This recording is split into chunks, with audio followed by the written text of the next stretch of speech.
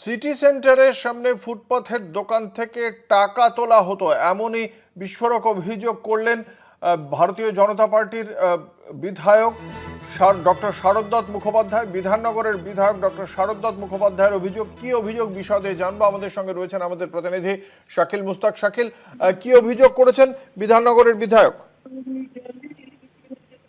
দেখো, একদিকে যখন বিধাননগর পৌর নিগমের মেয়র কৃষ্ণা চক্রবর্তী পৌর কমিশনারের কাছে গিয়ে পদত্যাগপত্র জমা দিচ্ছে, অন্যদিকে দেখা যাচ্ছে দাবাং মুটে বিধাননগরের বিধায়ক শারদত্ত মুখোপাধ্যায় মূলত সিটি সেন্টারে, সল্টলেকের যে সিটি সেন্টার লাগোয়া দোকানগুলো যে বেআইনিভাবে ফুটপাল দখল করে বসে আছে, আজকে সেই দোকান ব্যবসায়ীদেরকে হুঁশিয়ারি দেওয়া হয়। সমস্ত তথ্য তার নিজের ডায়েরিতে নথিবদ্ধ করেন বিধায়ক। মূলত বিধায়ক জানিয়ে দেন তাদেরকে এখানে এইভাবে কোনো দোকান করার কোনো পারমিশন নেই এবং কোনো ফায়ার লাইসেন্স বেআইনি ভাবে ট্যাকচার করে চলছে ব্যবসা, এইভাবে কারুর ব্যবসা করা যাবে না। ইতিমধ্যেই সেই সব ফুটপাত মুক্ত করতে বলেছে, না হলে তারা বিধায়কের পক্ষ থেকে প্রশাসন দিয়ে কিন্তু ভাঙিয়ে দেওয়া হবে, এমনটাই কিন্তু জানিয়েছেন বিধাননগর বিধানসভার বিধায়ক শারদত্ত মুখোপাধ্যায়।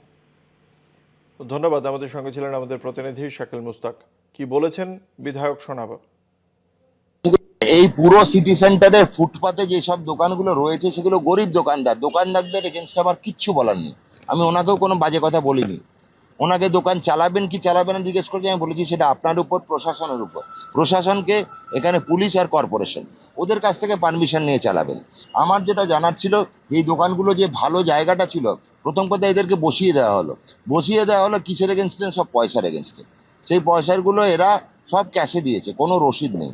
ইনিশিয়ালি 85,000 থেকে 1 লাখ, আর তারপরে প্রতি মাসে বা বছরে 15 থেকে 25 লাখ 25,000 অব্দি আছে।